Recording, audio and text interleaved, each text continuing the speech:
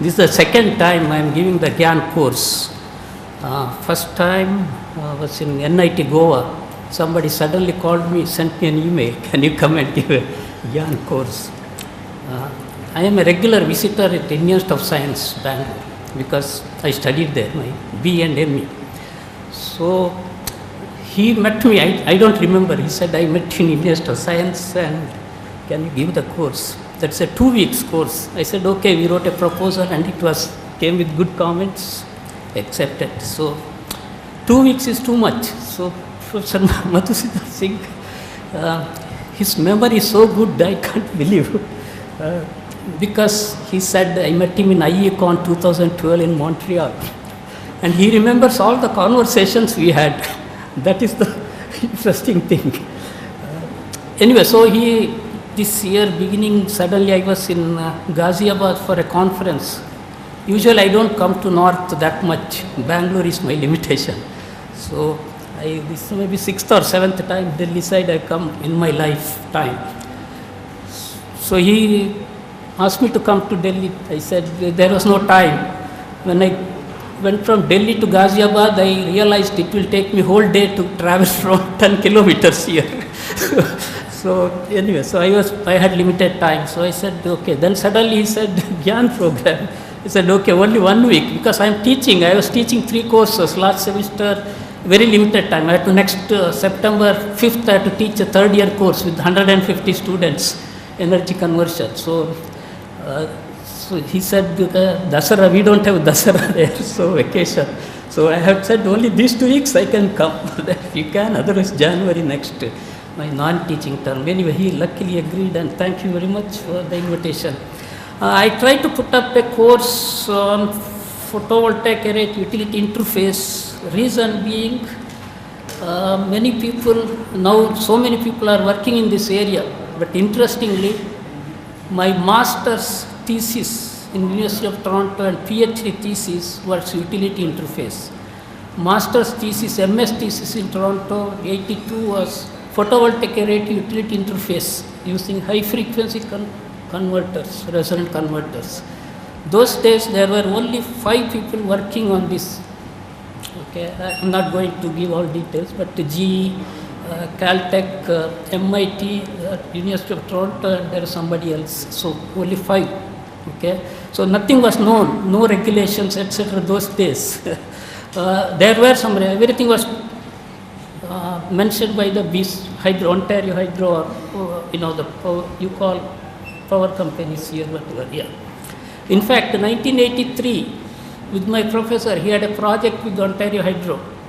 We installed the first utility interface, PV array utility interface, first unit in Toronto, that's experimental unit. There was a place called Cartridge Center. Cartridge Center had all the alternative energy sources. This one. So this was the first unit in Canada to feed 1 kilowatt unit we installed. The temperature goes in Toronto -40 to +40. Okay, so that is the temperature range. That is the most difficult thing. Okay, in the PV array, which I will be explaining the characteristics later. I don't know the background of everyone, so I'll start with some energy introduction and alternate energy sources, etc. So anyway, so I don't want to spend too much time. But to prepare these notes, although I am familiar with PV array, recently I didn't put too much effort, therefore I went to the literature to search. And what I noticed is many people don't refer to the word papers, they are repeating the work. So it was little easy for me sometimes.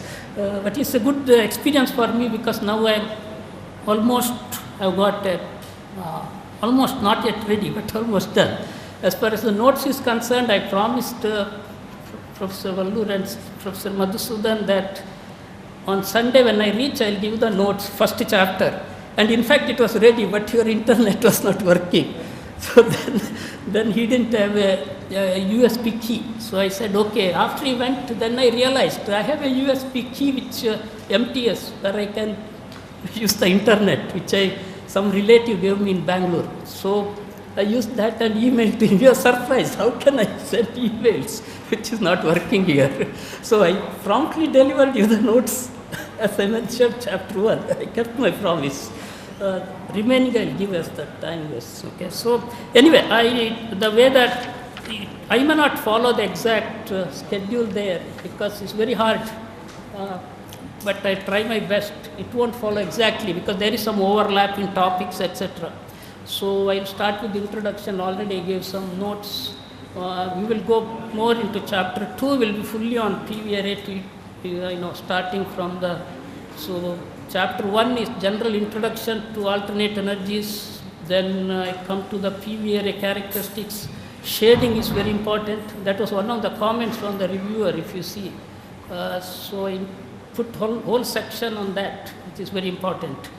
Then I come to chapter 2 with the PV array to utility interface, transformer less, then with the line frequency, then high frequency. High frequency is the one I worked quite a bit. So that there is a lot of notes going to come. I may not be able to cover everything. Then the soft switching, because soft switching is very important in all these power converters. That's why I'll be spending some time on that, which I have been working on that for 35 years now, soft switching techniques. So that is one of the topic notes I will give you. Then whatever time available, I try to go through, more stuff.